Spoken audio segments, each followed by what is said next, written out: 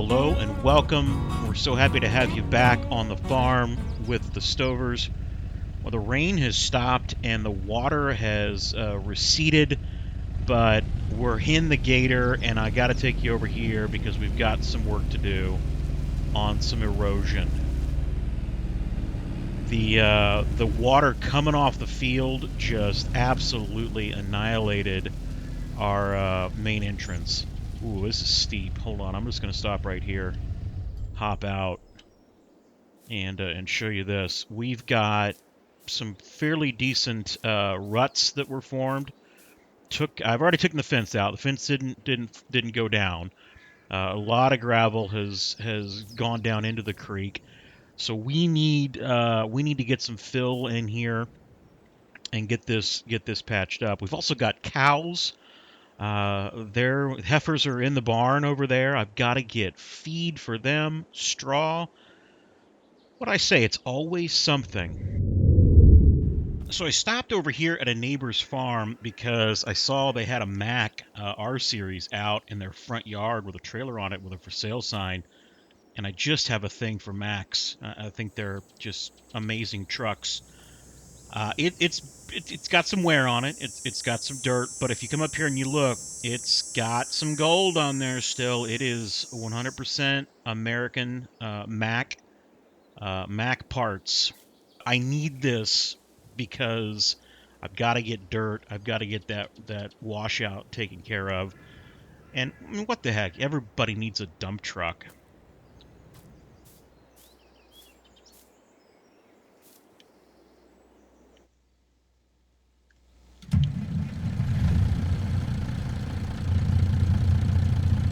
It's just hard to not like this interior. I mean, there are no amenities in here. It is 1980s, early 90s, all the way through and through. But there's something really, really nice about that. I didn't mention it does have a 20-foot pull behind, dual wheels, really nice, heavy axles on it.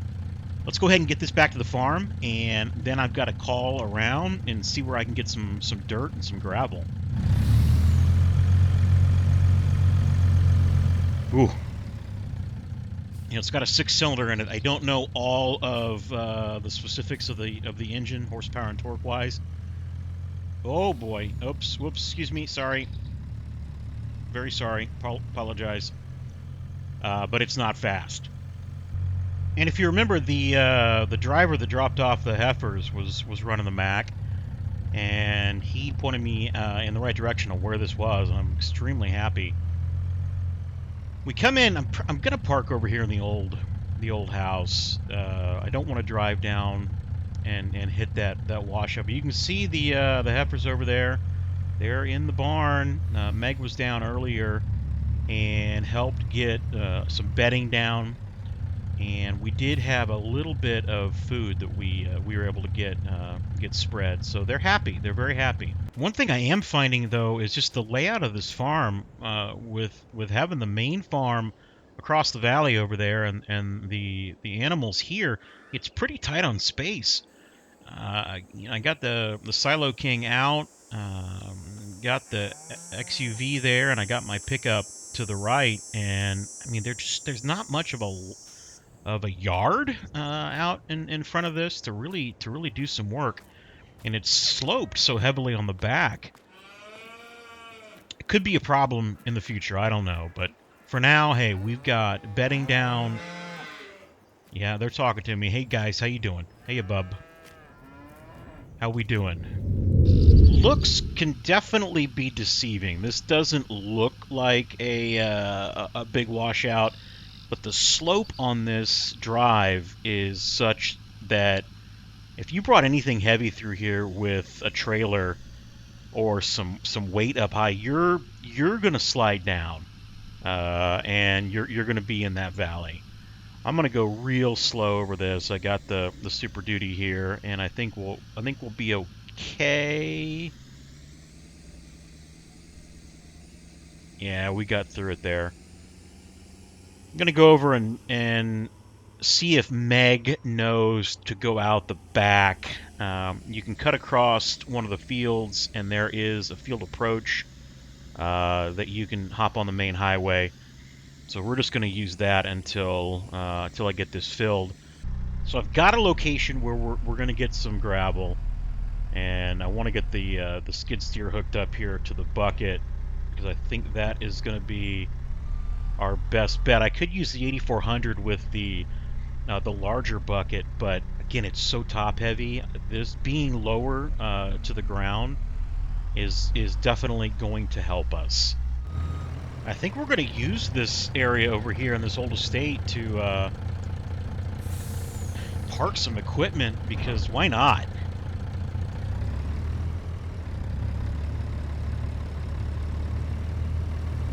It's not a huge approach in here. We've got these telephone poles, but again, for that trailer and this dump truck, it might work really, really well. Let's get that gravel, and I don't want to bore you with this. See if I can do that. There's a farmer that he snaps his fingers, and it just happens.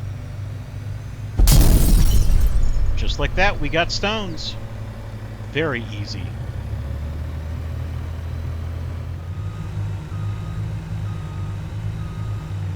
I'm gonna try backing up here and just slowly dumping in, and then get a pile built up, and then bring the skid steer over and just smooth it out. I don't want to get this truck stuck, but you know, I think it will work. Just nice and easy. Back up just a little bit more here.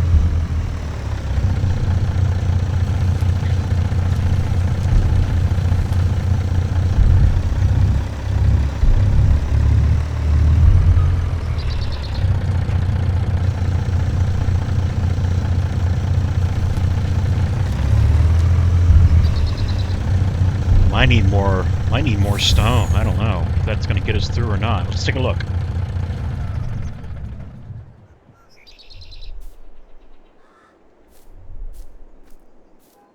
We're going to need more. In the reality, I should shore this up over here. Even potentially bring in some reinforced concrete, because I just the amount of runoff off this field could just eat this up.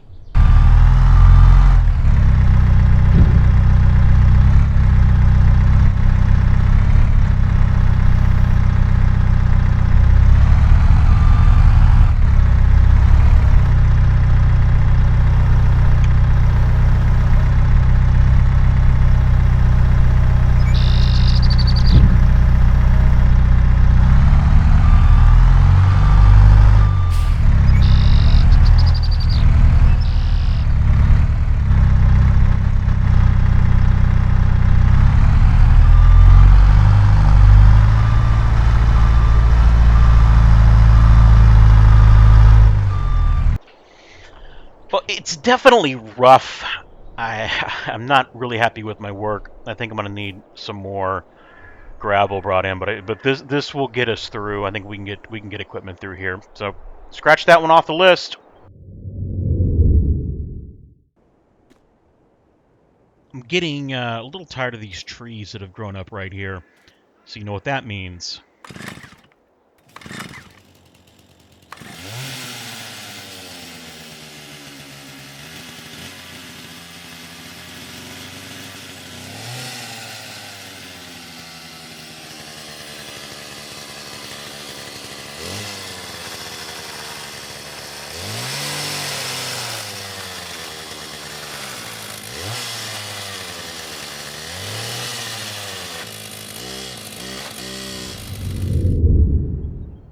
That is much better.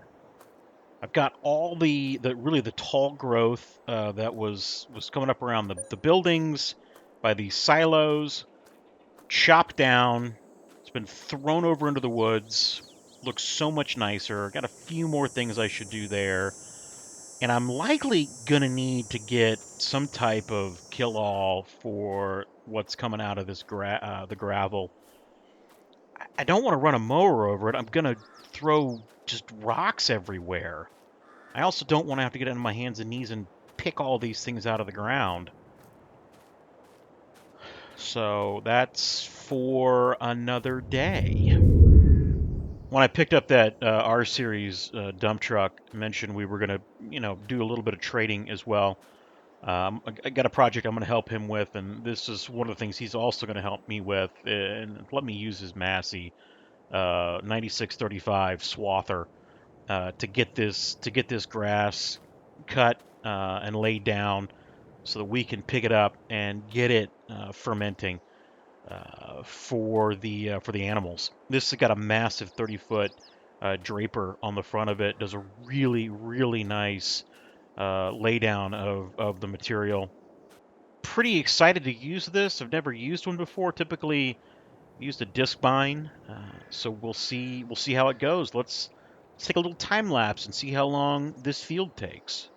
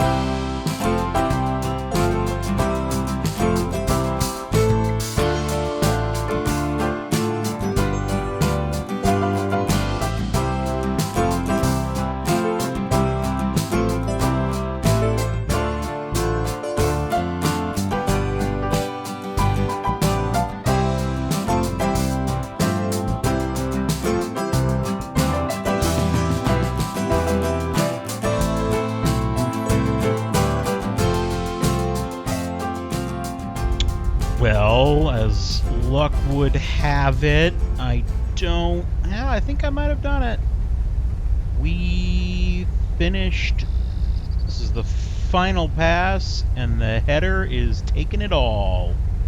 I'll tell you what, 30-foot header really gets the job done fast. I have been lied to my entire life. Size definitely matters. This is a great machine for this field. I might need to look into something like this from Prairie State.